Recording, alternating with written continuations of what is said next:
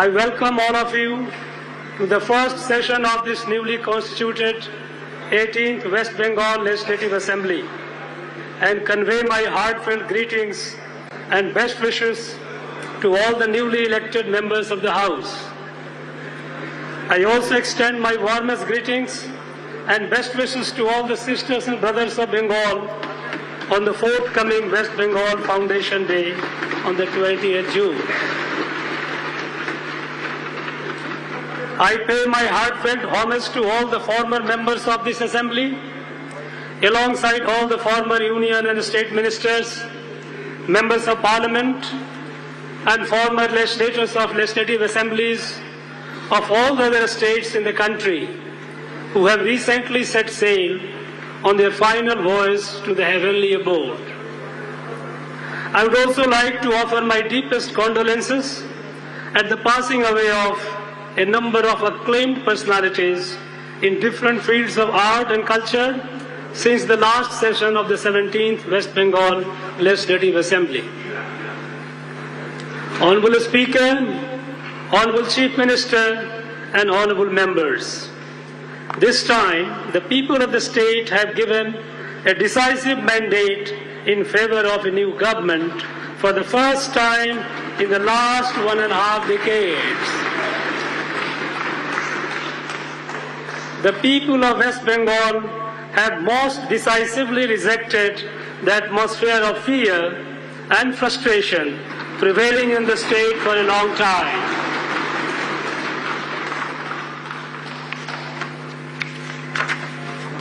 The new government, having assumed the responsibilities of steering the state, will endeavor for improvement in all aspects of governance with utmost sincerity and a steadfastness of purpose. I have full conviction that with resolute commitment to national integrity, prosperity, and national security, the new government, under the leadership of Honorable Chief Minister Sri Suvendu Adhikari, will pursue the path of all-round development of the state and welfare of the people, ensuring peace and prosperity for all, irrespective of caste, creed, or religion. Honorable members, my government is fully aware of challenges ahead and its responsibilities to undertake new measures and formulate innovative policies to meet the aspirations of the people of West Bengal with uncompromising priority on the needs and dreams of the downtrodden and marginalized sections of the society. My government shall attach topmost priority to the security and safety for all, so that the common people can lead the daily lives with dignity and true freedom, sans any perception of undue fear.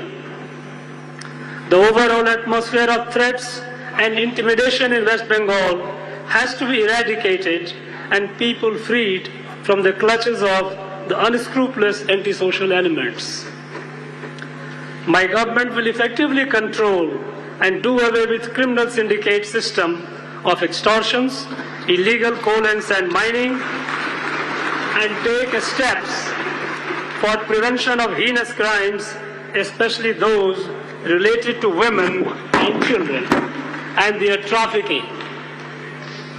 Law and order machinery will be revamped to usher in an ambience of peace and tranquility in the state. Particularly, there will be zero tolerance for any atrocity against women, children, and marginalized sections of the society. My government will take appropriate measures to restore the rule of law and re-establish people's trust in the state's institutions. The new government has already cracked down heavily on those who once ran a reign of terror and an extortion raj under the protection and patronage of the earlier ruling party in the state. With the restoration of the rule of law in the state, people are breathing in freedom and they are voluntarily coming forward to raise their voice against various injustices meted out to them by the unscrupulous elements in different forms. The state administration is taking necessary actions on all such complaints with remarkable alacrity and absolute fairness. A massive drive is on to remove illegal encroachments upon government land and unauthorized structures. In perfect commitment to the spirit of secularism, my government will ensure true freedom of religious practices for all and sundry in the state. Even though the Bharatiya Nyaya Sanhita and the Bharatiya Nagrik Suraksha Sanhita were enforced on 1 July 2024 across the nation, it is only after the new government came to power that the new criminal laws are being effectively enforced in the state. One of the objectives of the new criminal law is to speed up the criminal justice system by leveraging the use of technology. Various measures, including issuance of relevant notifications, are now being taken in right earnest so that the laws can be properly implemented in the wider interest of the people of the state.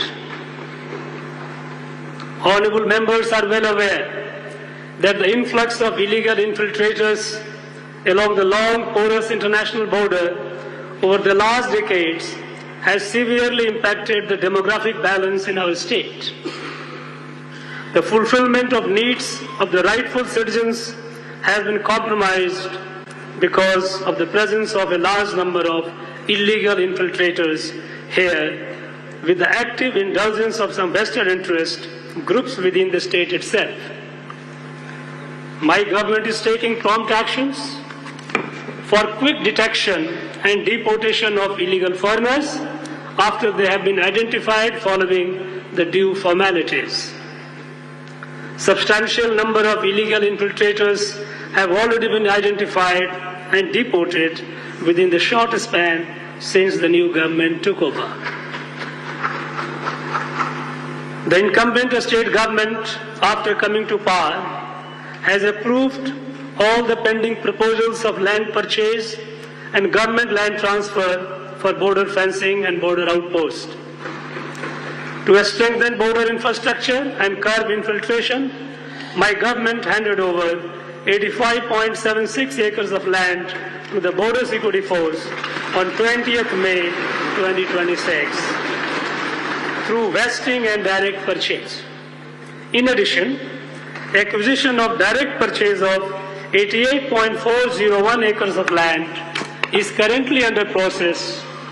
Further, 897.477 acres of land will be made available for this strategic requirement. To ensure greater efficiency and transparency in the management of land records, my government proposes several transformative digital initiatives. These include GIS-based land information systems and preparation and updation of geo-referenced cadastral maps for improving land governance.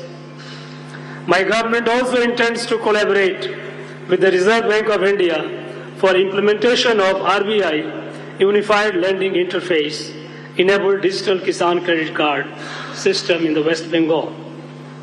The initiative is expected to reduce loan sanction time from 15 days to about 15 minutes and enable